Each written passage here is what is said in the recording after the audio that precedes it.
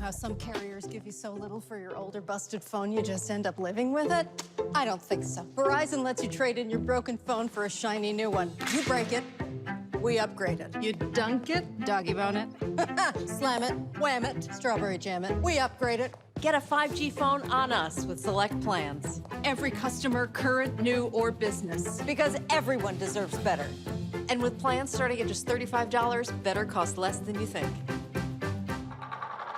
What's up, folks? Today is Tuesday, November 30th, 2021. Coming up on Roland Martin Unfiltered, streaming live on the Black Star Network.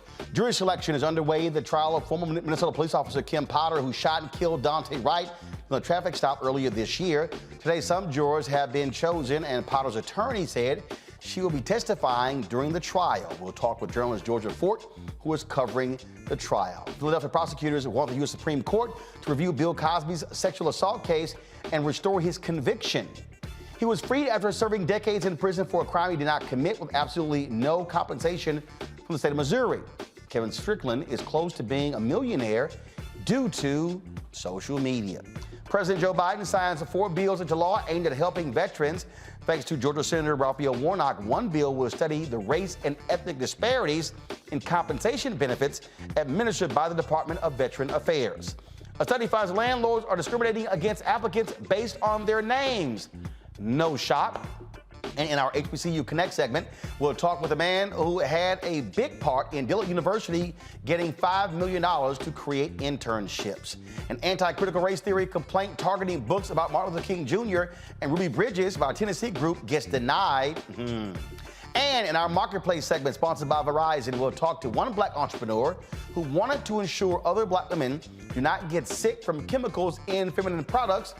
Well, she created her own. Plus, Barbados celebrates as it cuts colonial-era ties with Britain and Queen Elizabeth II, and they raise up Rihanna. Plus, mayoral race in Atlanta. Who will be the next leader of that city? It is time to bring the funk on Roland Martin Unfiltered on the Black Star Network. Let's go. He's got it. Whatever the miss, he's on it. Whatever it is, he's got the scoop, the fact, the find. And when it breaks, he's right on time. And it's rolling. Best believe he's knowing. Putting it down from sports to news to politics. With entertainment just for kicks, he's rolling. It's on Go, Roll, Roll, y'all. It's Roland Martin, yeah. Rolling with Roland now. He's funk, he's fresh, he's real, the best, you know he's Roland Martin now.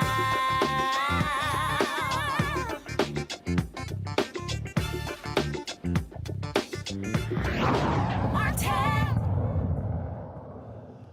All right, folks, President Joe Biden has signed 4 bills into law aimed at supporting U.S. veterans. Advocates and members of Congress joined Biden, who signed the bills at the White House. The first bill, enacted by Georgia Senator Raphael Warnock, addresses VA benefits and the issue of race equity. President Biden says the benefits delivered should not be different based on race because the scars of war do not discriminate. The bill I will sign requires the Government Accounting Office to assess whether there are disparities associated with race and ethnicity when it comes to VA benefits and disability ratings. The weapons of war and the nature of injuries they inflict don't differentiate based on race, and the type of disabilities our veterans carry with them don't differentiate based on race. So the claims approved and the benefits delivered should not differentiate either. We've heard from veterans of color who, upon returning home from their service, are treated differently from white veterans. This bill will help us understand how this happened, keep better records, expose the facts to the light of day, and allow us to do the necessary work of making sure that all of our nation veterans, all of them, are treated with equal dignity and equal equality throughout their entire time, with the consideration being no different based on race. And I want to thank and congratulate Senator Warnock, who's here in the room, who has been a moral leader in the U.S. Senate since he got here, and leading on this issue, as well as Representative Takano, who has done a yeoman's work in the House. Now, the second bill supports veteran maternity care at VA and non-VA facilities, and the third helps healthcare veterans get jobs after their service. The last bill is aimed at helping veteran survivors' families with in-state tuition eligibility. In a written statement, Senator Warnock said this is a win for veterans across the nation. Quote, as a voice for Georgia in the U.S. Senate, I'm committed to making sure Washington is keeping its promise to our veterans. Given the VA is one of our nation's largest healthcare providers, I'm proud my legislation to study disparities in care at the VA passed Congress with bipartisan support and has now been made law. This law pushes us one step closer to fully understanding the VA's standard of care so we can identify and address the systemic challenges facing some of our veterans and ensure that all of our veterans are receiving the equal and just care they earn in courageous service to our country. Joining me now, Mustafa Santiago Ali, former senior advisor for environmental justice at the EPA, Amisha Cross, political analyst, Democratic strategist. Amisha, this is the thing that, so this was amazing to me. When you have these folks like John McWhorter, who writes these bullshit books, woke racism, and idiots like Candace Owens, and I can go on and on and on. They're like, oh no, we don't see race. You still see it. You still see how race plays a role in disparities, even when it comes to the VA department and benefits. Absolutely. And whether individuals like Candace Owens and others who are in that trickle down of racist Republicans like to tout around not seeing race, we know that it is embedded in a lot of our policies across this country, and it's embedded in a lot of previously held federal legislation as well, and sometimes currently led federal legislation. What we saw in these VA benefits has been something that Black veterans organizations, particularly the Black Veterans Project, has been arguing against for quite some time now. Where those disparities lie, where disparities in the GI Bill lie, where disparities that have existed for so long. We have to think about this. Black people have fought in every single military excursion that the United States has ever had, period, yet have not enjoyed the benefits that white soldiers have coming back home. And I think that we have to be very strategic when we talk about it, because many people who look like us have fought and died in these wars, or fought and came back with serious injury from these wars, and have never been able to fully reap any of the benefits associated with, one, being taken care of healthcare-wise, but also being able to receive the funding and the benefits associated with their service. So I think that this is a very huge deal. It's even bigger that Senator Raphael Warnock was one of the main thought pieces behind the framework of the legislation, and also there at the signing, because Georgia as a state has sent some of the largest amounts of Black individuals to serve in the military for generations now. So I think that it makes a really, really important historical note that Georgia was so heavily represented, but also that it has finally become acknowledged by the nation, the unjust behavior as it relates to Black people who have served so valiantly and have always protected this democracy, even though they weren't necessarily receiving any of those benefits back home. And Mustafa, we could talk about the Veterans Affairs. We could talk about farmers in the Department of Agriculture. We can go on and on and on. The reality is we're still dealing with race disparities in America. Systemic racism still lives inside of policy. We've been able to begin to unpack it and dismantle it in a number of different ways. The actions today by the president and Senator Warnock are helping us to move forward. But, the ripples throughout time continue to come back in our direction. Housing, healthcare, education that had been denied to veterans who went and gave their all to protect our country. My family has been veterans since World War I, and I've heard the stories time and time again. My stepfather got shot in Vietnam, and they tried to deny his benefits. He was poisoned by Agent Orange and still had to fight along with a whole lot of other soldiers to actually begin to get the resources and to get the help that he needed and so many others. So, we often say that we honor our veterans, but when it comes to Black and brown veterans, that hasn't always been the case. So I'm glad that we're making steps forward, but we still got a long way to go. All right, folks, hold tight 1 second, going to a break. We come back, we're going to talk about a $5 million gift that Dillard University has received as a result of HBCU fight in Maryland. We'll discuss that next also. And we'll talk about the Atlanta mayoral race. The runoff is today. Felicia Moore, Andre Dickens, who is going to be the next mayor of Atlanta. We'll break that down and cover lots of other news as well. You're watching Roland Martin Unfiltered right here on the Black Star Network.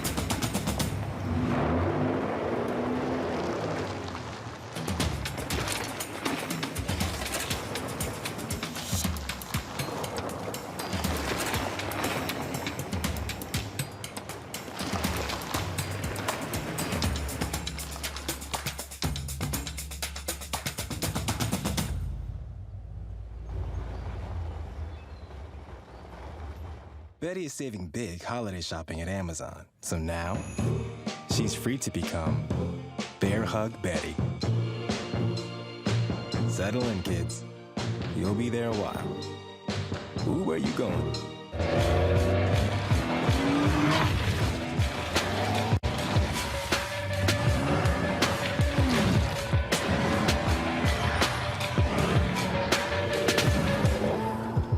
Hi, everybody. This is Jonathan Nelson. Hi, this is Cheryl Lee Ralph, and you are watching Roland Martin, Unfiltered.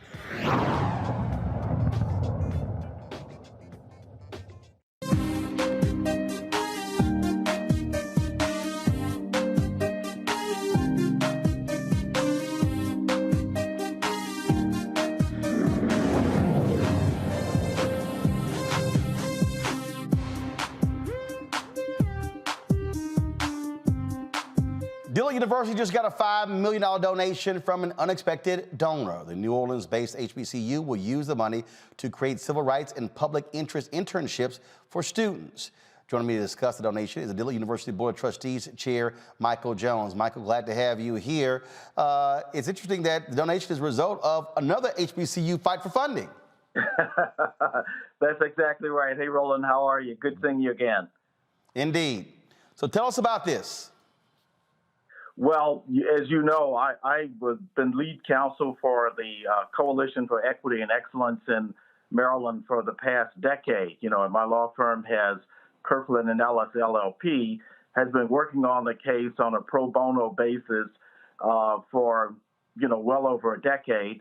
As you know, we reached a monumental settlement of $577 million earlier this year. A part of that settlement entitled Kirkland under the Civil Rights statute to statutory fees of $12.5 million. And because we were handling the case on a pro bono basis, our policy is to donate our fees in cases like this. And so we came up with a strategy of donating it all to either HBCUs or advocacy organizations for HBCUs. And the largest gift went to Dillard University in New Orleans, whose board I chair. So that's the story of the $5 million to Dillard. And the thing is, look, I mean, this was a story that I covered extensively, what was happening in Maryland, and y'all were victorious, but it was a long fought battle to get that money allocated by the state of Maryland to the 4 HBCUs.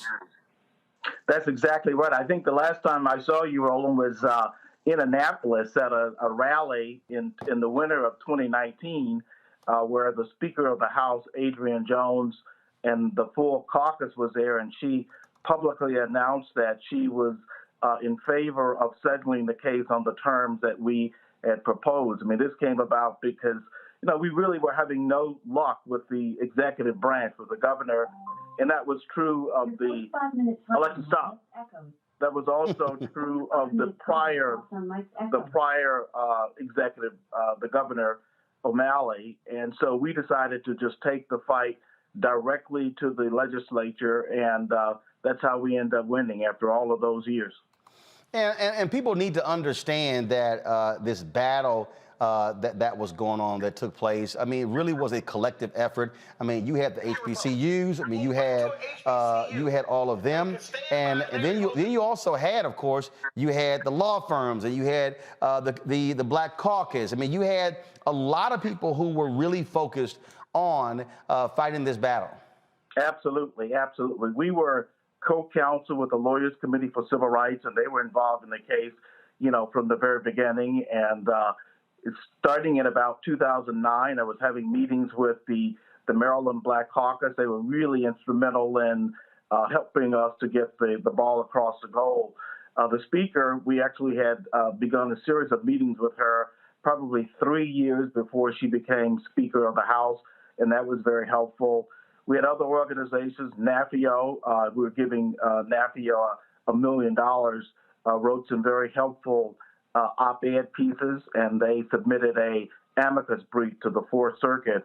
And really, it clearly could not have gotten done without the Legislative Black Caucus, and really also the alumni and the students. And it was really important that they showed up in court every day for the 6-week liability trial in 2012 and the 7-week liability trial in 2017, and they filled 2 or 3 buses to go to the Fourth Circuit. And it really was not lost on the courts how important the case was to the state and to the HBCU community. So you're absolutely right about that. We're showing the video right now of the signing. It took place at Bowie State, and I got to remind people that it passed the Maryland legislature, but it was the governor, Larry Hogan, Republican, who vetoed the bill, and they had to come back the next session and get it done again. That's exactly right. So Governor Hogan vetoed the bill in 2020, and the legislature was prepared to come back and override the veto because we clearly had the votes, but COVID intervened, and so they were not able to come back in session for well over a year. And when they did come back in session, it was an emergency legislation. So it was the first bill in the House, and it was the first bill in the Senate. And as it did last time, it passed with overwhelming support. So I mean, Governor Hogan had 2 choices. He could sign the bill, or he could veto it and have his veto overwritten. And he decided to go ahead and sign. Well, and so let's talk about how is it going to be used at Dillard? In what way? Well, you know, thank you for that question, because we're very excited about that. You know, one of the things, Roland, that I've noticed is that a number of leading civil rights organizations like the Lawyers Committee and others, they have unpaid internships. I mean, they create great opportunities for students to get experience and exposure to civil rights organizations. But, you know, HBCU community students really can't afford to have unpaid internships. You know, like me, they needed paying jobs. So what we're proposing to do at Dillard is to create a $5 million endowment to actually pay students for paid internships, whether it's with the Public Defender Service offices or the Legal Defense Fund or the Lawyers Committee for Civil Rights or other public interest and racial justice organizations. You know, through this, you know, we will be creating the paid internships. So the students will get the best of both worlds. They'll get the experience and they'll also get the money. So that really is the key thing that we're looking to do with the money at Dillard. All right, then. Well, look, it is certainly, I'm sure they would greatly appreciate that. Great work all around there. And again, we got to have folks continue to fighting these states for HBCU funding. Tennessee, they owe Tennessee State a whole bunch of money, some other states as well. And so hopefully they'll be taking a page out of what y'all did in Maryland. Well, thank you, Roland. Great talking to you, and good seeing you again. Indeed. Take care, Michael. Thanks a lot. Bye-bye. All right, folks. The Thurgood Marshall College Fund, they are partnering with financial institution Truist to award $3 million in scholarships to HBCUs. The scholarship program will offer 2 scholarships to over 300 students at HBCUs and underserved communities. Now, the Truist Access Scholarship includes 45 HBCU students awarded up to $10,000 in annual scholarships within Truist markets. The Truist Gap Scholarship involves Truist awarding $500 to $6,350 one-time scholarships to 55 students attending an HBCU who need financial assistance. And so we certainly appreciate that money going to our HBCUs. All right, folks, going to a break. We come back. Our Black and Missing person for the day. We'll also talk about the Atlanta mayoral race, in addition to another race in Georgia that's been filled with lots of drama, the sheriff's race. That's next. Roland Martin Unfiltered on the Black Star Network.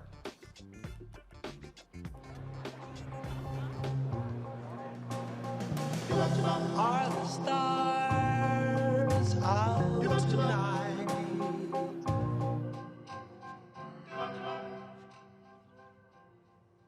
Alexa, play our favorite song again. Okay.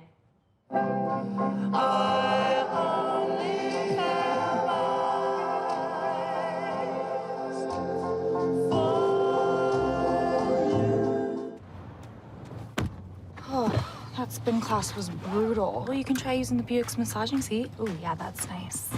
Can I use Apple CarPlay to put some music on? Sure, it's wireless. Pick something we all like. Okay, hold on. What's your Buick's Wi-Fi password? Buick Envision 2021. Oh, you should pick something stronger. That's really predictable. That's a really tight spot. Don't worry, I used to hate parallel parking. Me too. Hey.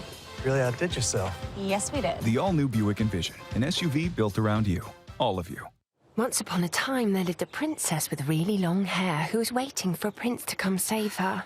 But really, who has time for that? Let's go. Feeling myself. I'm feeling She ordered herself a ladder with Prime one-day delivery, and she was out of there. I want some hood girls looking back at it and a good girl in my tax bracket. Now, her hairdressing empire is killing it. And the prince, well, who cares? Prime changes everything. Hello, everyone. It's Kiara Sheard. Hey, I'm Taj. I'm Coco. And I'm Lily. And we're SWV. What's up, y'all? It's Ryan Destiny, and you're watching Roland Martin Unfiltered.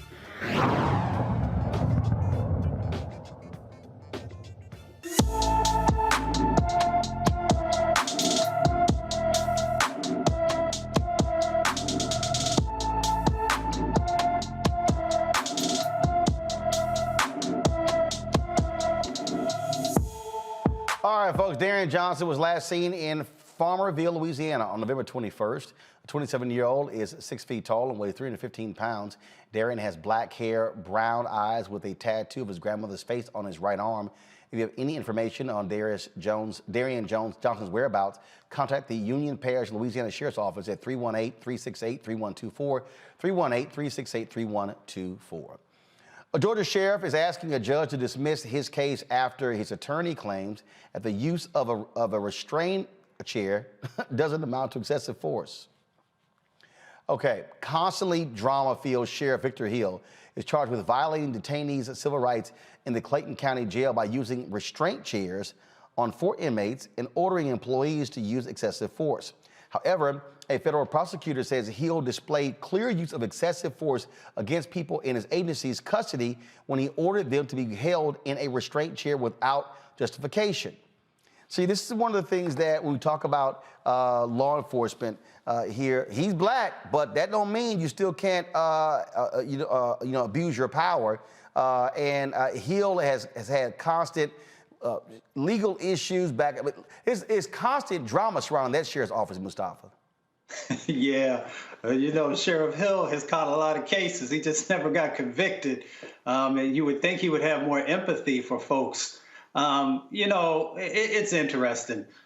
Folks know when they've got folks handcuffed and then, eventually placing people in cells or whatever, that they don't have to continue to do these other types of behaviors where they put folks in these restrained chairs, which are very inhumane. And there are a number of studies that have come out talking about the lack of utility in utilizing those, but yet folks still do it. And we all understand that it is about a power dynamic, and trying to let folks know that, that you have no rights in this situation, which is unfair and untrue. So we understand these dynamics that are going on, and we'll have to see how this case actually plays out. You know, you had that crazy nutcase sheriff out of Milwaukee. I can't remember that fool's name. He was a fake-ass cowboy, always wearing the big old hats, and how he ran his jail. And bottom line is this here, treat folks with decency and respect. It's simple as that. You don't have to abuse people. Amisha? No, absolutely. And I think that it's important that we highlight that this isn't only happening between white officers and blacks who just happen to be incarcerated or blacks who are being arrested. It's also happening with black officers against their own. There is a particular strategy and a particular ideology amongst those who happen to be in law enforcement that they can treat people who they deem as guilty of something any possible way that they can, and that it doesn't really matter. They strip them of their humanity. They do not care about brutalizing them because in many cases, the thought process is you're here, you did something horrible, and at the end of the day, nobody cares about you. So I think that, the more these things are illuminated, the more we will hopefully see organizing around a lot of the issues associated with the incarceral state itself, particularly as it relates to these abuses, because this is not a singular case. This happens very often. And as Mustafa said a moment ago, once you have someone in lockup, once they are already in handcuffs, there's very little that they are actually capable of doing to actually injure you or create any type of harm anyway. This is an overreach by those who are in law enforcement who choose to abuse people who, quite frankly, cannot protect themselves, and who in many cases, these officers, these law enforcement officials feel as though they have no recourse when they do abuse these individuals. If nothing ever happens to them, they're going to continue beating and brutalizing people and totally violating their civil and human rights. Well, if you want to see something that's absolutely nonsensical and stupid, check this story out. Jamarcus Glover. Might not remember the name. He was the guy Louisville cops were after the night they killed Breonna Taylor. Want to see what's crazy? She's dead. Go to my computer. He just got sentenced to 5 years probation. 5 years. So all of that, okay, no knock warrant, all that sort of stuff. And so here's what this says here. On Tuesday, Jefferson Circuit Judge Mitch Perry sentenced Jamarcus Glover to 5 years of probation, calling the sentence very generous.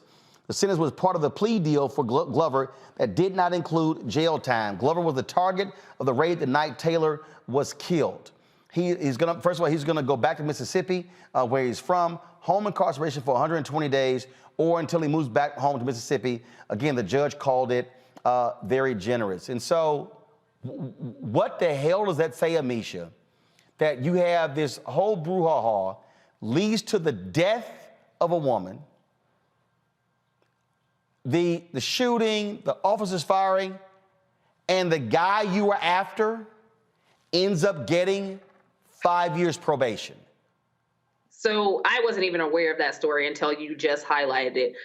There's a level of angst and disgust around that. One, because as we know, this guy was already incarcerated. He was already in lockup at the time that those officers blasted through Breonna Taylor's apartment anyway. This guy was already in custody. But beyond that, for him to have probation and there is an innocent woman that lied dead, it's just beyond frustrating because she lost her life for God, one, that she was no longer dating or in contact with, and he was not anywhere near her home that got raided. But in addition to that, he was in the process of basically, cutting a deal with the state so he would not have to do time anyway. This is just further showcasing, one, how botched the police and the investigators were that entire time, but also just how maddening and frustrating the legal system is, particularly in Kentucky, as we look at the fact that there's a woman who is dead and her murderers still have not faced any penalty. Meanwhile, the entire reason behind, why her place was actually targeted to begin with, that guy is about to walk free. The thing, I have no words. It's frustrating, and I just feel for her parents, her family, the community that loved her, because this is ridiculous. The thing here, Mustafa, is you brought that much force to arrest him, and it ends up probation. That means your force wasn't necessary. The system's broken. We know that the system is broken. That's why so many folks continue to work diligently to try and dismantle and deconstruct the aspects of it that do not work. And folks want to continue to push back and say, well, no, that's not necessary. Well, yes, it is, because as we continue to lose Black lives because of law enforcement that is out of touch, that law enforcement that overreaches, that law enforcement that uses military-style actions against our people, then it's broken. And it has to be broken because others don't have to deal with those types of situations. As Amisha just said, you know, my heart reaches out to Breonna's family, who have to now relive all of this over again when they see this person who now is going to be on probation, and their baby will never see another Christmas, another New Year's, another day. And that is a part of this injustice that continues to happen, that even when we lose our lives in these situations, there's no real retribution. There's no real change that happens. And then we have these stories that happen time and time and time again. Absolutely. All right, folks, let's talk about this here, the Bill Cosby case. The Pennsylvania prosecutor in the Bill Cosby case is petitioning the Supreme Court, the U.S. Supreme Court, to review the once-beloved actor's conviction reversal. Now, the comedian served more than 2 years of a 10-year sentence in prison for drugging and molesting a Temple University employee. Now, Cosby was released in June based upon technicality. The evidence used to convict him was inadmissible in court. Now, the thing here is that if you look at this story here, they go to the U.S. Supreme Court. Now, remember, his conviction was, Misha, was thrown out by the state Supreme Court. So I'm trying to understand what's really your legal basis when the state's highest court has already ruled in a state trial. I don't think the Supreme Court is going to take this up.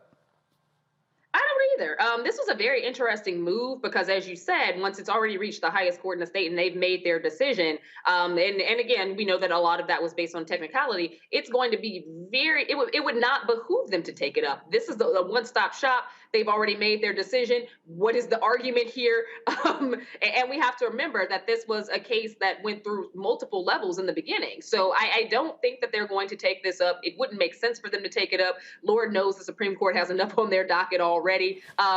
This is just not going to happen. And I, for one, would have hoped that Bill Cosby would still be behind bars, but the state Supreme Court, they've already made their decision. So I don't see this going anyplace else. This is a statement from Andrew Wyatt, Cosby spokesman. In short, the Montgomery County DA asked the United States Supreme Court to throw the Constitution out the window as it did to satisfy the Me Too mob. This is a pathetic last-ditch effort that will not prevail. There's a lawyer in this Washington Post story, Mustafa, who says that this is such a one-off case, like the Supreme Court is likely not to take it up. Yeah, I doubt that they will take it up as well. You got to really unpack this stuff. You know, this is what I often call prosecutor politics, where you want to keep your name in the media, and you want to have those folks who have supported you in the past to know that you're still continuing in the fight. You know what Mr. Cosby did. You know, we all know how we feel about that. But then we have to look at how folks continue to try and weaponize the law and the system to continually sort of erode our rights. And I look at that part as well. Indeed. This is, again, that's sort of weird. They're actually taking this tact. All right, folks, let's talk about what's happening in Chicago, which is pretty interesting. They're still going after Jussie Smollet. It's day 2 of that particular trial there today. The lead investigator of an alleged attack on Smollet is clapping back against the defense's notion that Chicago police rushed to judgment. Former detective Michael Theo says roughly 24 detectives put in over 3,000 hours before concluding the ex-Empire actor staged a hoax attack. Theo says investigators spent days after Smollett's January 2019 report following up on leads to find Smollett's alleged attackers. Outside of the courtroom, Smollett's brother says that he is deeply saddened by what this trial has become. I just want to express that it has been incredibly painful as his family to watch someone you love be accused of something they did not do. All right? We're confident in his legal team, and we look forward to people hearing the actual facts in this case. We love him. We're here to support him, all of us, and to lift him up. Thank you.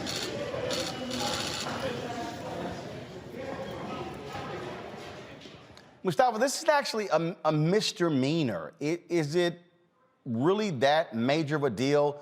They talk about the wasted hours, but aren't you wasting more hours and more money prosecuting a minor misdemeanor case? And that's exactly it. If it hadn't been Jussie, if he hadn't been, one of the largest stars on TV at the time, you wouldn't have seen this same level of resources and continual action, both from prosecutors and from the police, and trying to be able to find, some type of injustice. With all here's the thing, Roland, let me just slow down for a second. With all the crime, serious crime, murders, all the drugs, the rapes, all these other types of things that are out there, that folks never solve these crimes. They never put the resources that are necessary, especially when it comes to Black folks, but yet you're going to focus your attention and significant resources on these misdemeanors. Makes you have to ask the question, why? I think I'm pretty clear on the reason that they're doing these types of things. But again, you don't put this type of action for our everyday people in relationship to misdemeanors. Amisha. I agree with what was just said. I think that, as a native Chicagoan, knowing that Jussie Smollett's story from the beginning sounded like a big fat lie, I was frustrated with the fact that there were 26 officers investigating this, that there was over 3,000 man hours put towards this, acknowledging the fact that as a Southsider, when somebody goes missing or when somebody dies or when somebody is raped in my community, none of that happens. We don't see that level of action being put towards actual legitimate crimes. So I was frustrated that CPD went out of its way just because there was a celebrity behind this guy's name to actually chase and investigate a story that sounded like hogwash from jump.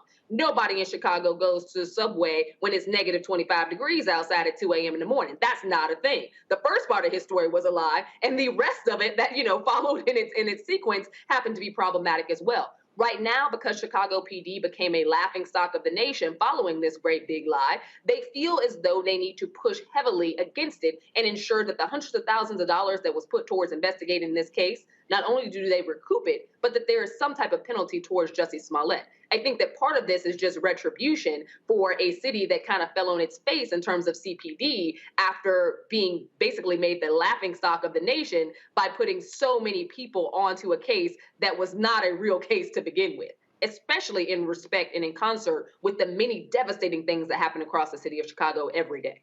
Absolutely. All right, folks, got to go to a break. We come back, we'll talk with Georgia Fort about the Kim Potter trial happening in Minnesota. You're watching Roland Martin Unfiltered on the Black Star Network. Download the app on every one of your devices: Apple phone, Android phone, Apple TV, Android TV, Roku, Amazon Fire Stick, Xbox, and Samsung as well. Our goal is to have 50,000 downloads by December 31st. We've got, yes, a whole month to get it done. Let's make it happen. Also support us by joining our Bring the Funk fan club. Every dollar you give goes to support this show. Cash App, $RM Unfiltered. PayPal, R Martin Unfiltered. Venmo is RM Unfiltered. Zelle is Roland at RolandSMartin.com. Roland at RolandMartinUnfiltered.com. I'll be right back.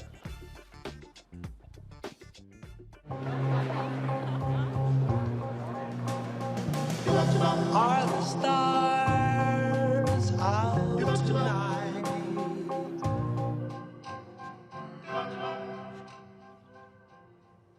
Alexa, play our favorite song again. Okay.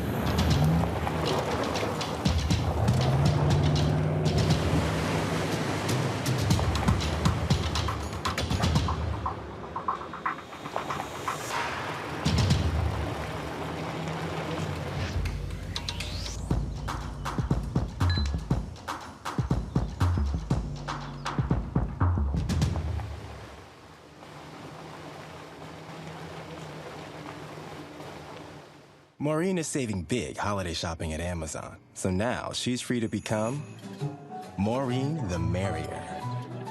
Food is her love language, and she really loves her grandson. Like, really loves.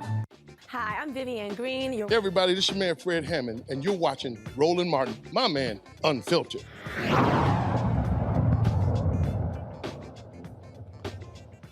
Jury selection process has begun in the trial of the former officer accused of killing Daunte Wright. Kim Potter faces first and second degree manslaughter charges for the shooting. Today, the judge overseeing the case went through the selection pool and spoke with 10 potential jurors. Potter is expected to testify. Georgia Fort was in the courtroom today. She now joins us live. Hey, Georgia. Hey, Roland, how are you? Doing great. Tell us what happened. Well, walk us through it. Yeah, well, today was a long day, the first day for jury selection in the Kimberly Potter trial. There wasn't a lot of diversity. We only saw 2 Asian women who came in. They were both dismissed. There was another black juror who was questioned. However, he said that his wife had cancer and she had previously been on a ventilator in the last 6 months. And so he was really concerned about her health had he have been selected. And so they let him go.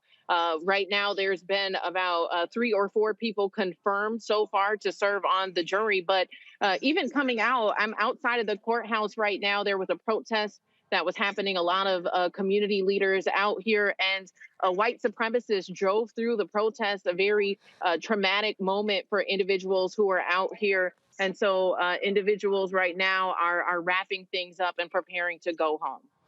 So drove through the protesters? Yes, that's right. Get stopped by the cops? Was there any sort of law enforcement reaction?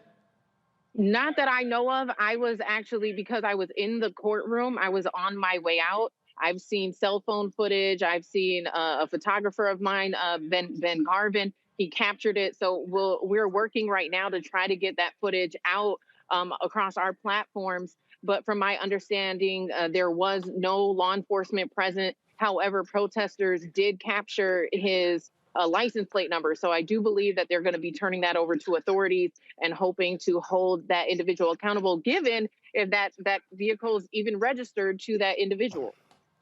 Well, and so obviously there was so much attention on the case of George Floyd last year. Give us a sense of the people gathered outside, how many. Obviously, this does not have the same intensity as a George Floyd trial. Yeah, no, that's right. I would say that there were about over 100 individuals gathered outside of the courthouse today.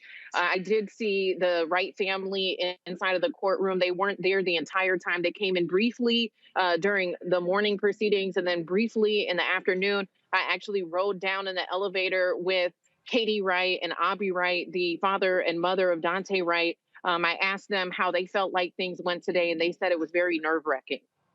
All right, then. Georgia Fort, we certainly appreciate it. Thanks a lot. And keep us up to date on what's happened with this trial throughout. Will do. All right, folks. A study confirms housing discrimination against renters and homeowners of color at more significant rates than any other group. A study by the National Bureau of Economic Research done in 50 large cities in the U.S. found rental companies responded to applicants with white-sounding names 60% of the time compared to African Americans at 54%, Latinos at 57%. This leads to segregated neighborhoods even in diverse cities. Now, black renters face the highest rates of discrimination in Chicago, no shock, Louisville, Los Angeles. Latinos battle housing discrimination in Louisville, Houston, and Providence, Rhode Island. The pandemic led to more companies offering remote work, shifting from big cities to small towns. This move increased rental prices nationwide. Some cities with the highest increase in prices of one-bedroom apartments: New York City, Birmingham, and St. Petersburg, Florida. Now, I interviewed an author a couple of months ago, Amisha, about housing discrimination from the broker side. Going back to what we discussed earlier with the VA. All the people who are saying, oh no, y'all just keep making up this systemic racism stuff.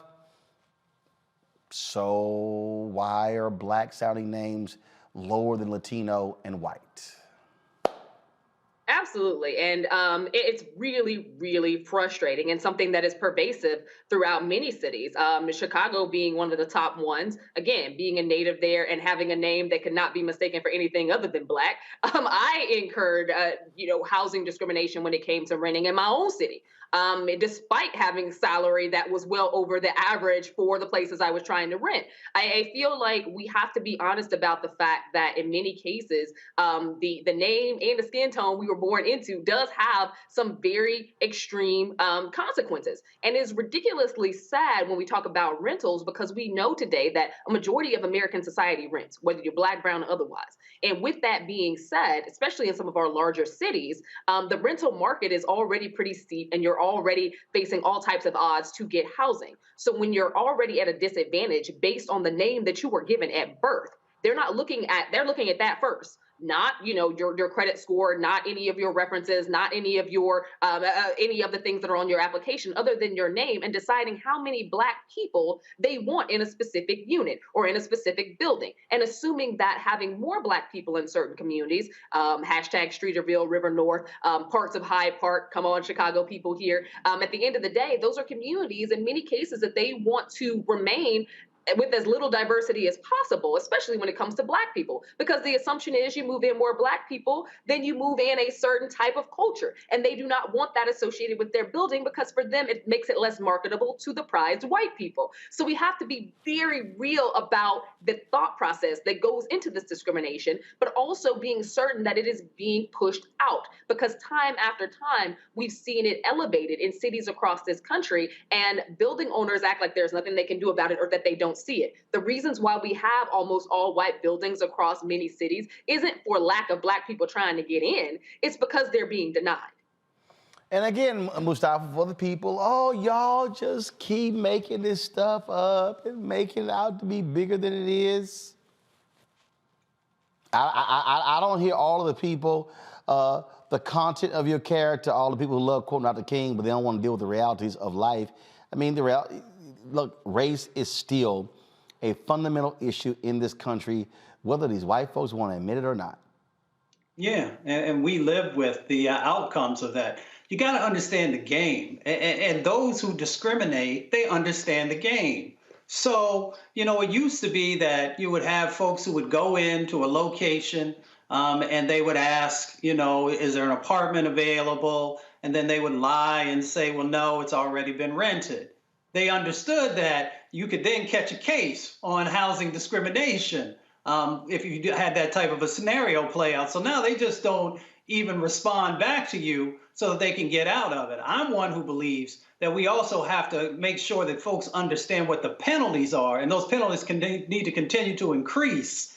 I believe it's $21,000, $54,000, and it goes up to like $108,000 if you are continually doing these types of things in relationship to the fair housing laws that are on the books. And there's a lot of folks who don't know it, but there are some that do. So we got to make sure that continues to get pushed out there so that folks understand that there can be some significant penalties when you continue to have these types of behaviors and actions. But, you know, the reality is that a lot of this stuff is baked into the system, and folks are going to continue to find ways of trying to skate around it. All right, folks, when we come back, we're going to talk about Congresswoman Ilhan Omar having to deal with a white racist in Congress constantly attacking her. And today, Omar calls out the Republican Party. We'll share that with you next on Roland Martin Unfiltered on the Black Star Network.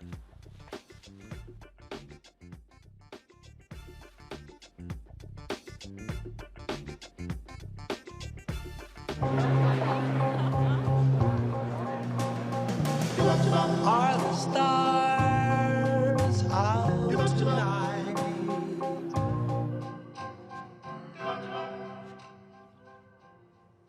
Alexa, play our favorite song again. Okay. I only have eyes for you. Oh, that spin class was brutal. Well, you can try using the Buick's massaging seat. Ooh, yeah, that's nice. Can I use Apple CarPlay to put some music on? Sure, it's wireless. Pick something we all like. Okay, hold on. What's your Buick's Wi-Fi password? Buick Envision 2021. Oh, you should pick something stronger. That's really predictable. That's a really tight spot. Don't worry, I used to hate parallel parking. Me too. Hey. Really outdid yourself. Yes, we did. The all-new Buick Envision, an SUV built around you. All of it. Once upon a time, there lived a princess with really long hair who was waiting for a prince to come save her. But really, who has time for that? Let's go. Feeling myself. I'm feeling She ordered herself a ladder with Prime one-day delivery, and she was out of there. I want some hood girls looking back at it and a good girl in my tax bracket. Now, her hairdressing empire is killing it. And the prince, well, who cares? Prime changes everything. Hey, I'm Donnie Simpson. What's up? I'm Lance Gross, and you're watching Roland Martin Unfiltered.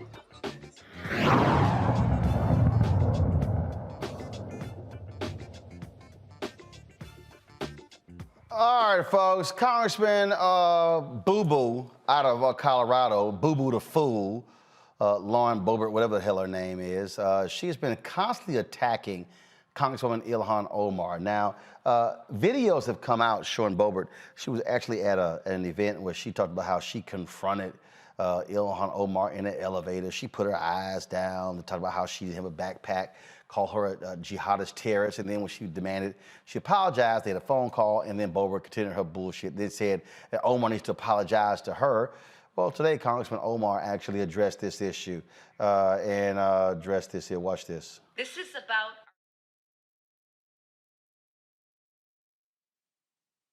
I mean, first of all, what you're dealing with is you're dealing with a crazy, deranged member of Congress. Even other Republicans are calling her childish for her behavior. But this really is the modern day Republican Party, folks. And it's how they are behaving and it's how they are acting that is even the more shameful. Let's see here. Are you guys hearing it now? Some members of the All right, so Republican we're Party going have condemned this. all right, we're going to get that fixed in a second. But I do want to get a comment from you, Mustafa, again, on this constant attack, where they're attacking the two Muslim women in Congress, and Boebert is calling them the Jihad Squad. Mm-hmm. Well, you know their game is always to dehumanize folks. It's quite simple. She should be censured. She should be stripped of her committees. And if the Republican Party does anything less than that, the Republicans who are there in the House, then they're not serious about addressing these types of behaviors, and they will continue.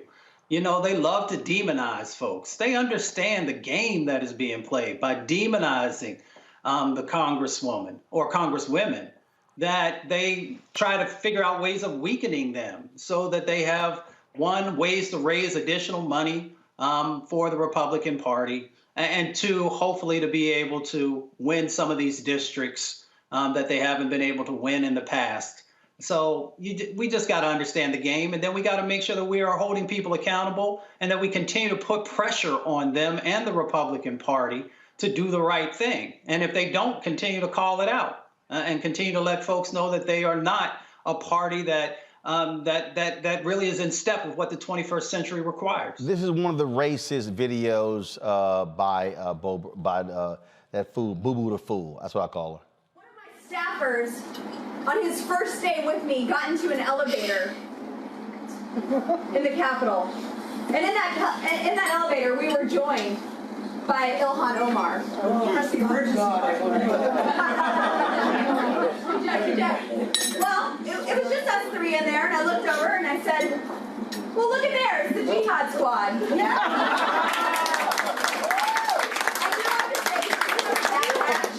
Dropping it and running, so we're good. So, one of my staffers. The thing here, Omar said she's lying. That actually didn't happen, and she's making it up, which she is prone to do. And so this is Omar today speaking in Congress. I'm going to play you a voicemail that we received hours after I got off the phone with Representative Boebert after she posted her video. We see you Muslim son nigger bitch. We know what you're up to. You're all about taking over the country. Don't worry, there's plenty that will love the opportunity to take you off the face of the fucking earth. Come get it, bitch, you fucking Muslim piece of shit, you jihadist. We know what you are. You're a fucking traitor. You will not live much longer, bitch. I can almost guarantee you that. We, the people, are rising up, and you will be tried for a military tribunal, and you will be found guilty. For those of you who did not hear it very well, let me read you what the voicemail says. We see you, sand N-word bitch. We know what you are up to. You are all about taking over our country. Don't worry, there is plenty that would love the opportunity to take you off the face of this effing earth. Come get it. But you are effing Muslim piece of shit.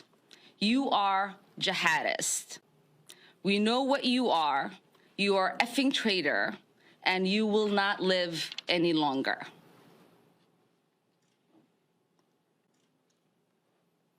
Condemning this should not be a partisan issue. This is about our basic humanity and fundamental rights of religious freedom enshrined in our Constitution.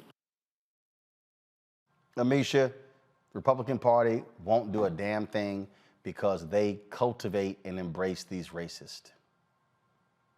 You're absolutely right. Just a couple weeks ago, we were talking about a cartoon that depicted the abuse, the murder of AOC. Today, we're talking about the fallout from what we've seen with Boebert, who this was not her first go round in terms of attacking this congresswoman or others who just happen to be Muslim. She is anti-Islam. She is anti-Muslim. She has made these types of statements time and time again. I think that the most frustrating part here from the clip that you played earlier isn't just Boebert's comments. It's the plethora of people who clapped, who got excited by what she said. I think we have to realize and really contextualize this for people. It is not just Republicans making idiotic, hate-filled statements and not getting punished for their rhetoric. It's the fact that they're doing this and that there are people out here in the ethos, in the atmosphere, who are willing to create all types of chaos, who are willing to murder, maim, and destroy people based on what they feel is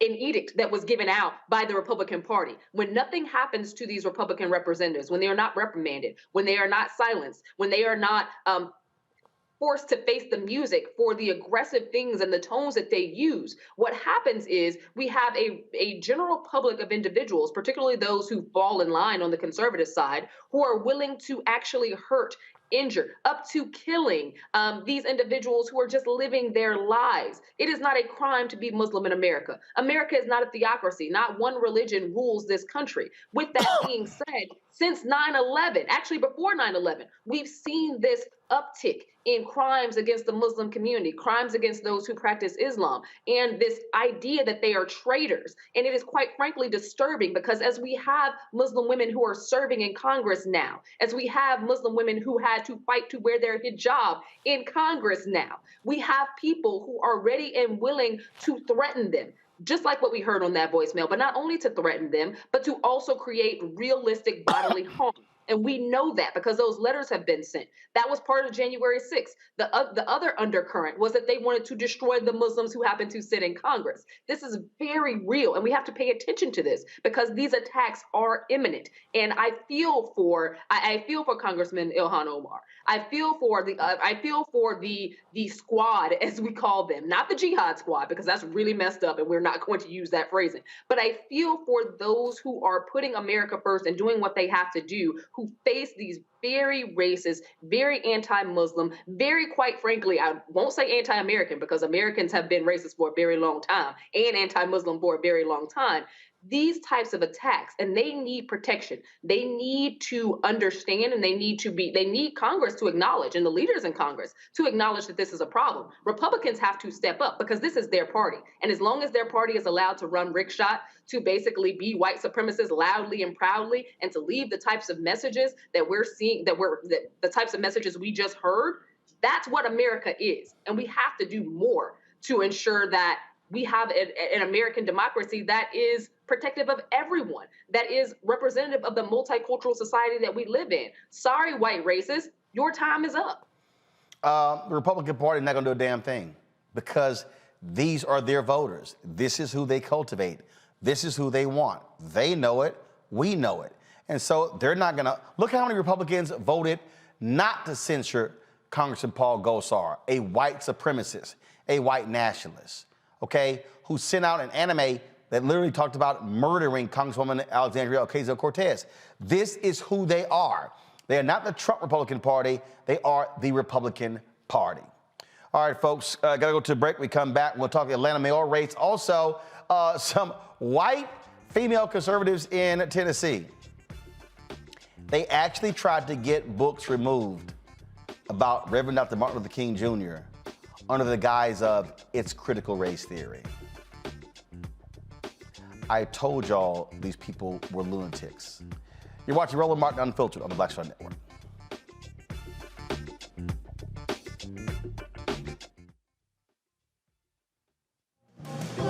Are the stars out tonight?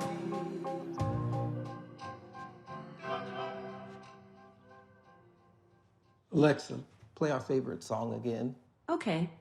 I only have eyes for you.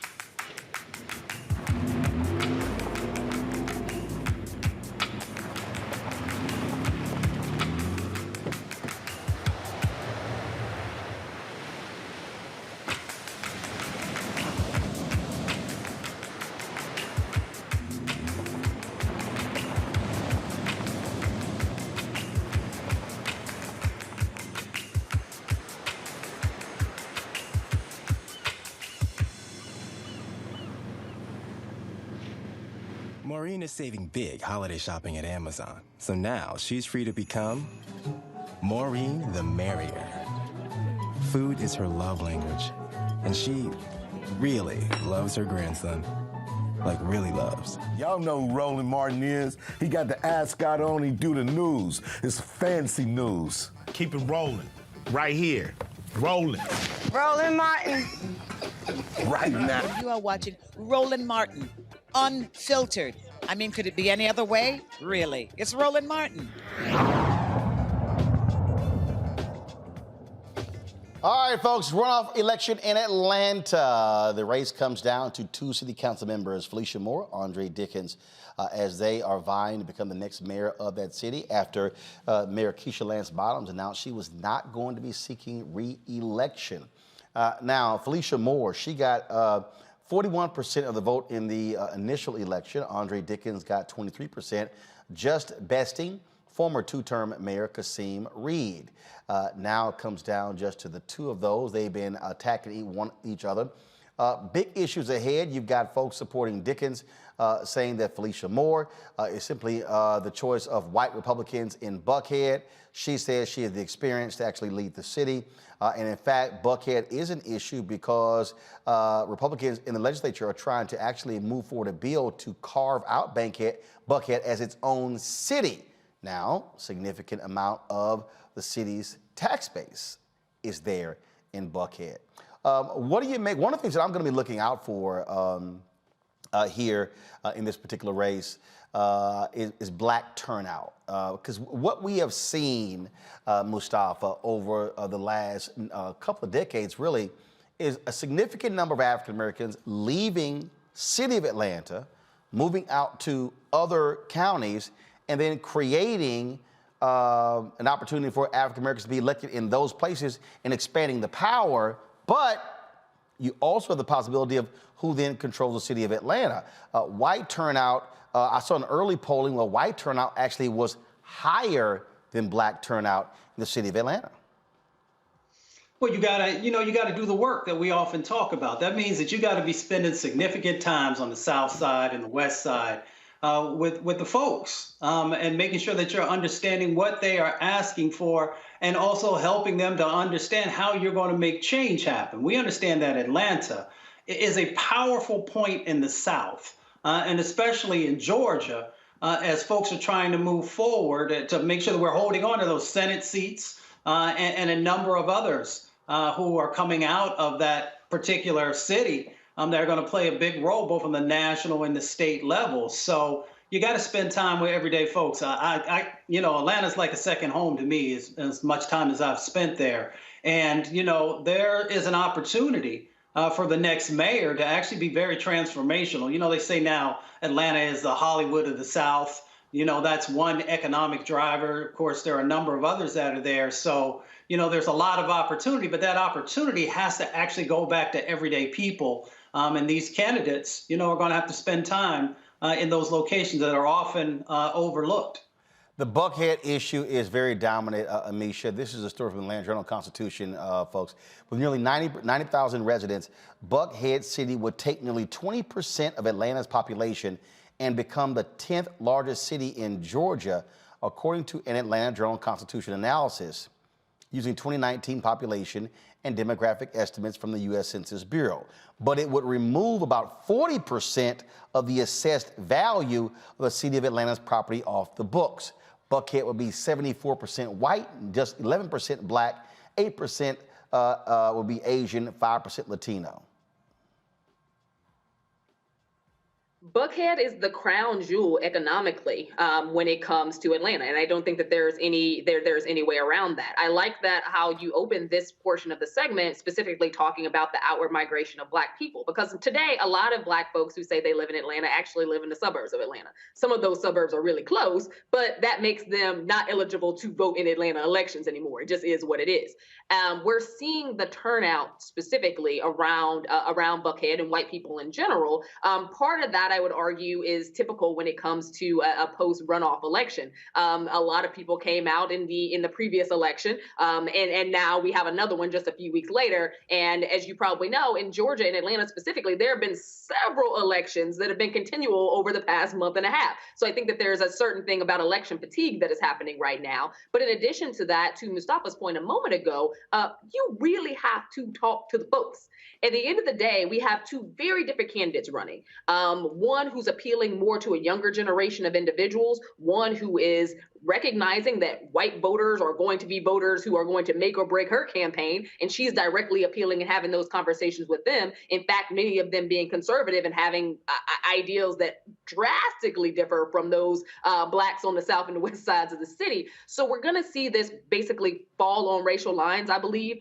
Turnout is going to be huge. It's a huge factor in this race. It's a huge factor in every race. But honestly, if those touch points have not been made in the Black community with everyday individuals, then it's going to be really, really difficult, I think, for a lot of the issues associated with Blacks in Atlanta that they want to see addressed to actually come to fruition by the next mayor. And again, a lot of it's going to depend on how these candidates actually made it make sense for their Black voters. And if you watched any of the commercials, any of the ads that were put across social media, the people who were speaking for Andre, the people who were speaking for his opponent, largely were individuals who don't come from the city of Atlanta, who live in the suburbs. So I'm like, it's going to be very interesting to see if those voices actually moved Atlanta residents.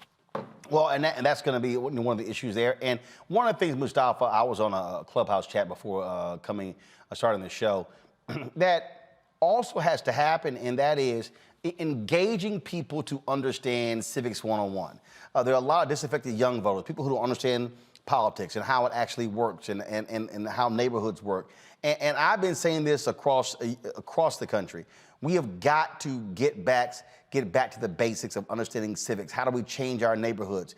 And realize that you're not going to have some savior at City Hall. You have to have people who are in neighborhoods. You got to have Black organizations who are using their infrastructure, Divine Nine members, Links, other groups, Eastern Star, Freemasons, sending people, Prince Hall Masons, sending people down to the city council meeting, the school board meeting, the county commissioners meeting, actively engage in order to save our communities.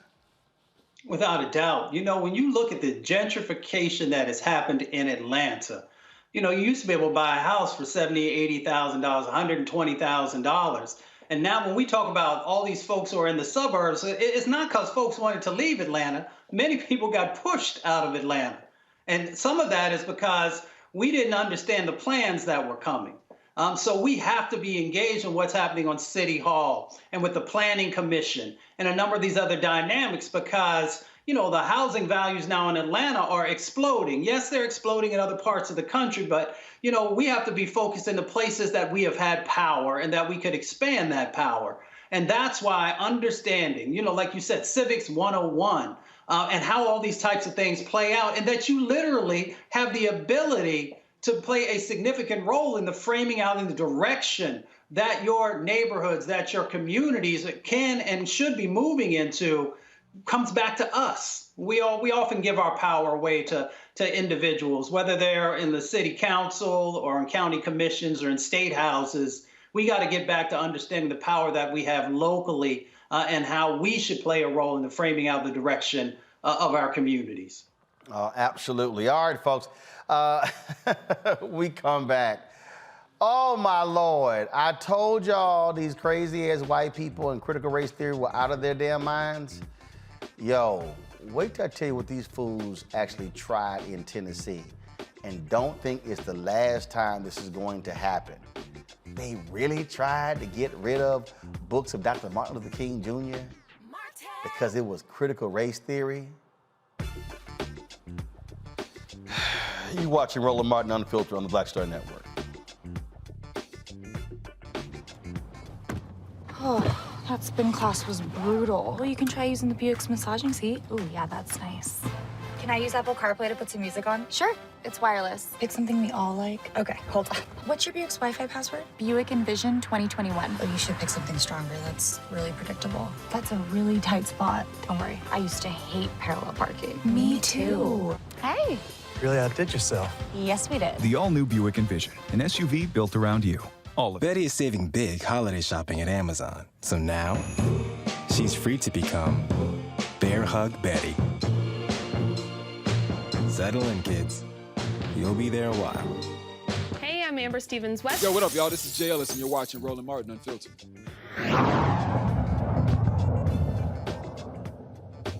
No charcoal grills are allowed. I'm white. I got you, bro. Illegally selling water without a permit on my property. Whoa! Hey! You don't live here. I'm uncomfortable. Oh, goodness. In Tennessee, a group of white parents, called for the removal of a book about the life of, yes, Reverend Dr. Martin Luther King Jr. This is the first complaint filed under Tennessee's new anti-critical race theory law. In an 11-page complaint filed by conservative parents group Moms for Liberty, the group claims that the book Martin Luther King Jr. and the March on Washington was among a set of lessons promoting anti-American rhetoric. However, the state's Department of Education declined to investigate the book because the lessons took place last year. Not that they're stupid, but they don't actually apply this year when the law was passed. Amisha, people have to understand, and this is precisely when, at Fool Christopher Rufo and all them people who sit and talk about anti-critical race theory, the issue was not critical race theory, which is only taught in law schools and not taught anywhere else. They want to label anything black. They want to label anything dealing with race, anything dealing with equity, anything dealing with diversity as anti-critical race theory. That is their aim. Absolutely. And I think that we have to talk about this over and over and over again. Critical race theory was never the goal for Republicans. It was never the goal for conservatives. It was never the goal for this new wave of education reform. What they want to do is eradicate any knowledge of American history that is inclusive to the struggle, the fight for civil rights, as well as a lot of the atrocities that white Americans have embedded upon or encroached upon people of color, be it whether they're Black, Latino, Native American, or otherwise. They are trying to strip and be able to only tell the history they want to tell of the shining white guy hero, reiterated over and over again throughout American history. They don't want to talk about the Trail of Tears. They don't want to talk about the Civil Rights Movement. They don't want to include books that speak on the atrocities of slavery, the injustices that followed Reconstruction, the Civil Rights Movement in and of itself, of the lynchings, both in my granddaddy and great-granddaddy's day, but also happening in modern day America.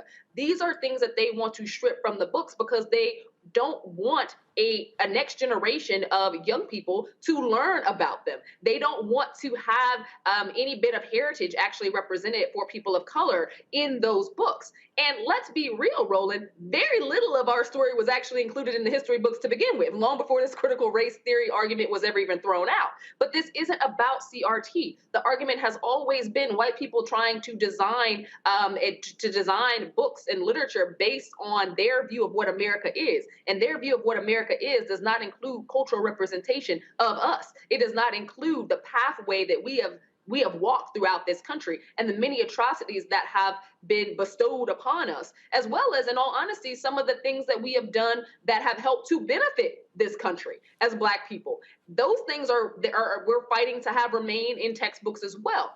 It is a very undercut and a very disgusting practice, but it is one that they have been fighting to do for quite some time now and are using the school boards, weaponizing school boards and getting more and more of these extreme right-leaning individuals on school boards so that they can advance removing the literature that speaks to the Black experience, removing the historical context of the Black experience. This is their goal. This was never a CRT argument to begin with. This was one basically on its face to erase all things Black from the history books. That is diminishing America. It is diminishing the role that we have taken in this country. It is diminishing the atrocities that we face, but also the successes and the things that we provided this country that have made it stand for so long. They want whiteness to rule, Mustafa.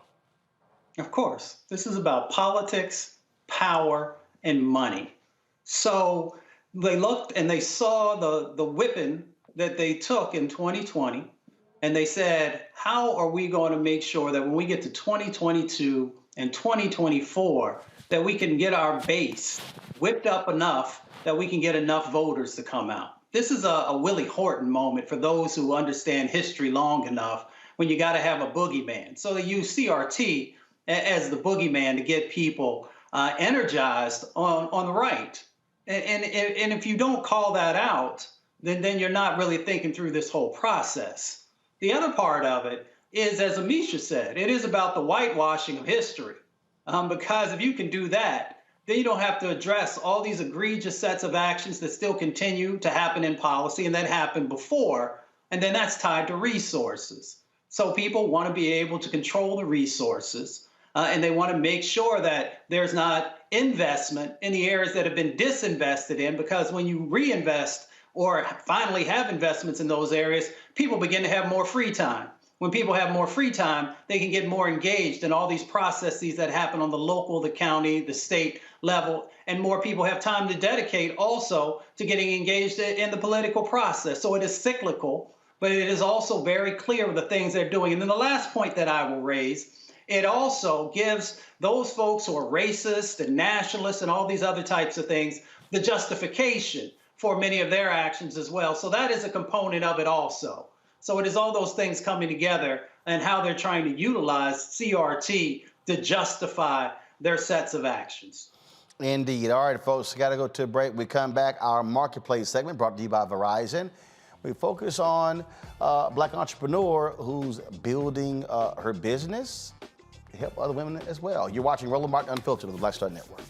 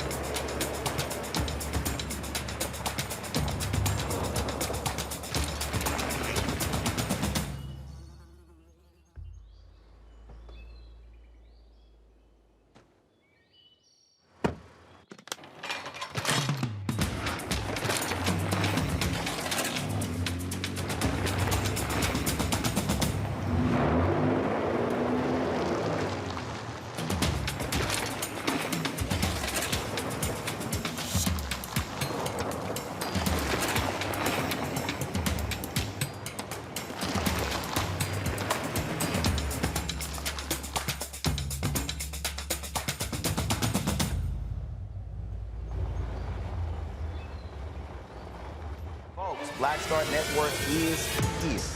Hold no punches. I'm real revolutionary right now. Support this man, Black Media. He makes sure that our stories are told. Thank you for being the voice of Black America, Roland. Stay black. I love y'all. All momentum we have now, we have to keep this going. The video looks phenomenal. See, this difference between Black Star Network and black-owned media and something like CNN. You can't be black-owned media and be scared. It's time to be smart. Bring your eyeballs home. You dig?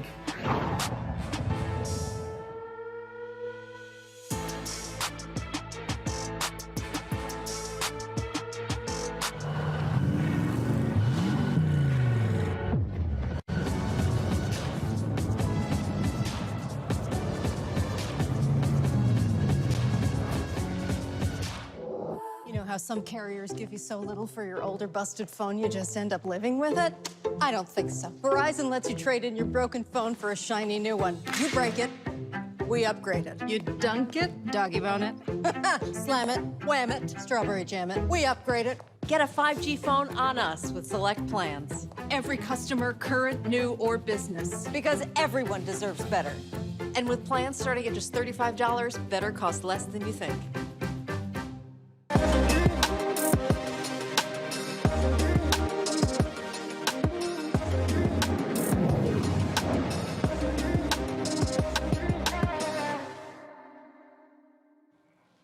Family is a black woman-owned company fighting to end menstrual inequality and provide organic and eco-friendly menstruation products. Family also pays it forward by stocking restrooms nationwide with their personal care products. The founder and CEO is Ariane Long. She joins us from Baltimore to share her journey and more about the company. All right, so when did this start? Hey, so I started a business back when I was 26 years old. I was having crazy periods and found out that they were linked directly to chemicals in the products that I was using. So that was back in about 2015, 2016. So, and so you started the business, and how? You funded yourself, friends and family? How did you actually begin to start the business?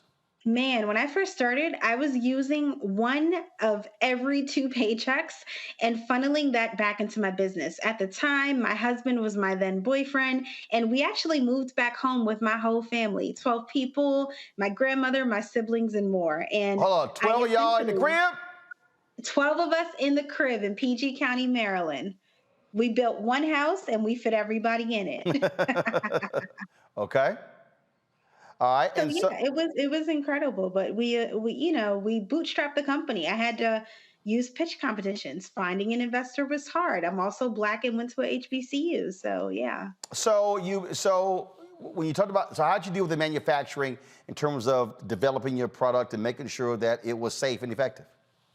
So it was crazy. I went to companies here in the US, but they would not work with me because they were working with the companies that put toxic chemicals in their pads and tampons. So we found a small family owned company that was growing organic cotton in Texas. And we found a manufacturer all the way in Rome, Italy, that was willing to take us on and make our overachieving products, which are 3 times more absorbent and 13% longer. So they're better for you and they outperform the others. So you started the business, and so how were you selling your products? Was it online? Were you in stores?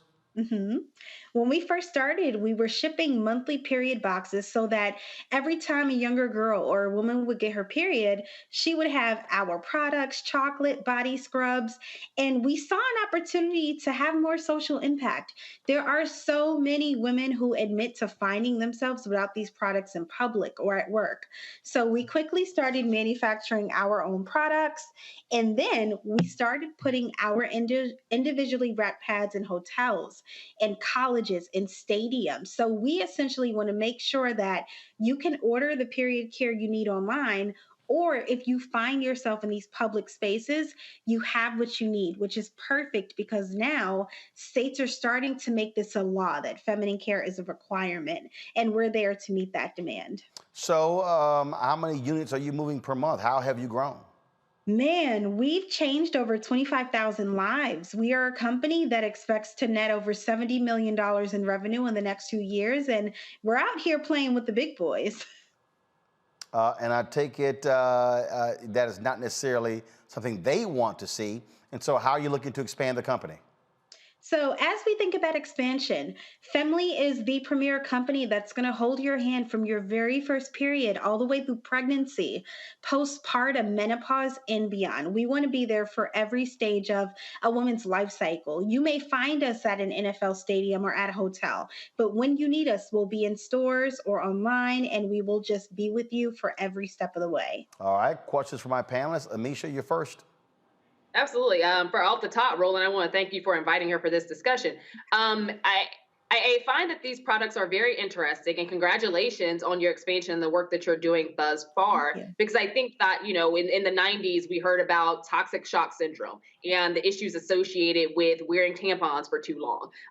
Right now, there's an elevation of period poverty, not only as it relates to those who are incarcerated who just don't have access to pads or tampons regularly, but also people who live in poverty, who are outside of the penal system, who cannot afford regular pad and tampon access. So acknowledging the fact that you're doing that work, but also looking at this more environmentally friendly, but also friendly to the body type of substance for an issue that women are going to have. Like, there's no way around having your period. What have you seen, and what actually sparked your interest in making this happen? Because there are options out there, not many like yours, but there are options out there. How do you, one, elevate this, the awareness of this product, but also what made you get into this to begin with? So I had this tumor that was linked to chemicals found in very popular products. And I did some digging and I found out that the FDA didn't require transparency of ingredients. They didn't require companies to disclose what was inside of them. And coincidentally, these same products that I was using that millions of women use were outliving the people who use them. They were filled with nylon and plastics, and when you throw them away, that could take 500 years to break down. So I knew that we needed to create something that was both eco-friendly and profited people and planet. The other thing is we started the company, but in 2018, I found myself on life support. I lost my daughter Sage to stillbirth due to a doctor's error and not believing me and giving me the wrong antibiotic for an infection. And when I woke up, I realized that we weren't doing enough about health education for women too. The US right now has the worst rates for pregnancy in the modern world, and Black women are 3 to as much as 6 times more likely to die in labor. So what we're doing is not only providing a better product that works better for you and outperforms, we offer more products in each box. And then on the back, there's a QR code that women can use to connect to our health community, to connect with the brand, to learn more about us. So for us, it's a mission that matters, and it encompasses more than just period care. It's a movement that changes how we serve women, 51% of the world's population. Mustafa. Sister, I just want to say thank you so much for millions and millions of women across our country and hopefully internationally. I don't know if most folks know the dioxins and the furans and the pesticide residue that is actually a part of, those traditional feminine hygiene products. So thank you so much for creating these greener types of products that are healthy for folks. I'm curious. You have a phenomenal product. Where do you want to take it moving forward? Are there additional products that you're going to put into your overall portfolio? And also, as Amisha raised, we have so many sisters in the Caribbean, sisters in Africa, and so many other locations. Do you have a plan to also reach them as well? Absolutely. So when we started with a global mindset, and we're already shipping across the world, not just the United States. And as we think about expansion to better meet the needs of women, we've already designed additional products such as tampons and period panties and more that are dropping in a few weeks that sustainably meet the needs of women during their life cycles and more, that address period pain, that address some of their pregnancy symptoms and more, all holistically. So, the future is bright for us, and we believe that we can become the company that meets your needs wherever you are. Whether you're at work and you get your period and you might not have a pad on you, or you're rolling through Target, hopefully, and other stores like Whole Foods and more, or you're simply cruising online and want to sign up for yourself or your daughter for a period subscription to get it delivered every month on time, every time. We want to be wherever the women who need us are, and at every step, we want to have that impact and education and support them with wellness. All right, then. Ariane Long, CEO of Femly. We appreciate it. What's the website? Thanks, Roland. The website is femly.com. That is FEMLY.com. And you guys can use code wellness for 10% off your next Femly purchase. Thanks for having me, Roland. So it's femly.com, not femlybox.com. You can use either or, Femlybox or Femly. Okay. Yep. All right, then. We appreciate it. Thanks a lot. All right, bye. All right, then, Amisha and Mustafa, thank you so very much for joining us on today's panel. Certainly appreciate it. Folks, that's it for me. And in fact, y'all not going to see me for a couple of weeks. Time for some R&R. I'm headed out of town. Much needed rest and relaxation. Well, a little bit. I got a board meeting for 3 days in Hawaii, but the other 9 days I will be chilling, yes, playing golf. And so Amisha's going to be holding it down. Ray Baker, Monique Presley, they'll all be hosting the show. And so y'all still tune in. Please watch. Brother can't work all the time. Got to have some rest. And so looking forward to that. Don't forget this Saturday is, first of all, it's Alpha Founders Day, December 4th. Mustafa knows that well. And so I'm rocking the Alpha gear. And so y'all, of course, always support my frat. And also on Saturday, go to nabj.org if you want to see the virtual ceremony of the Hall of Fame and the special honors being presented. Of course, I'm being inducted into the NABJ Hall of Fame on Saturday, so we certainly appreciate of that and looking forward to that as well. And so, yes, I'll be participating and watching from Maui. Looking forward to that. All right, y'all, please support what we do. Our goal is to, again, really build up Black Star Network. We want to reach 50,000 downloads by the end of December. And so I want you to pass the word, please, and share it far and wide. We want you to, of course, you can download on all platforms. Folks, as you can see. And that's an Apple phone, Android TV, Apple TV, Roku, Amazon Fire TV, Xbox, Smart, Samsung Smart TV as well. And also, folks, don't forget, you can also support our Bring the Funk fan club. Every dollar you give goes to support the show, our travels around the country. As we're reporting the news, we certainly appreciate that. Cash App is $RM Unfiltered. PayPal is R Martin Unfiltered. Venmo is RM Unfiltered. Zelle is Roland at RolandSMartin.com. Roland at RolandMartinUnfiltered.com. And we're almost done with our office. I cannot wait. We're going to debut it on December 20th. On December 20th, I come back, y'all, December 13th, but we got to go to Atlanta because we're covering the Celebration Bowl, which pits the SWAC and the MEAC champions. Looking forward to that. Man, I cannot wait to show y'all. I'm looking at our new set. We gotta load up one more art piece on here, but I can't wait for y'all to see it because it's absolutely phenomenal. And so what we've done here in the office space, and so I'm really looking forward to that. And so December 20th, mark it down. You're going to get the first look at our new Roland Martin Unfiltered Black Star Network offices here right on Black Lives Matter Plaza in the nation's capital, Washington, D.C. Again, thank you so very much for supporting us. Folks, you can still watch my Roland with Roland interview with Johnny Gill. Is still on the Black Star Network app. Next Monday, Richard Lawson. You watch actor Richard Lawson as he talks about not only being married to the mother of Beyonce, Tina as well. Plus, he talks about the devastating airplane crash where he almost lost his life years ago, and how he was initially hating on being on the soap opera, how later it was one of the smartest things for him. So, my interview with actor Richard Lawson debuts Monday on the Black Star Network app. Folks, that's it. I'll see y'all when I'm back. Rested, tanned, you know I'm playing golf every single day. Y'all have a good one. Take care. Holla!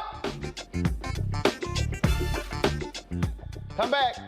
How'd I do it? Come back. We're not done. My mama's birthday is today. Her 74th birthday. Shout out to my mom, Imelda Martin. Today's her birthday. I got to get that in. And so today's my mom's birthday. And so, yes, I got to give her a call and the show's over so she gets a shout out. All right, now we can go. Holla!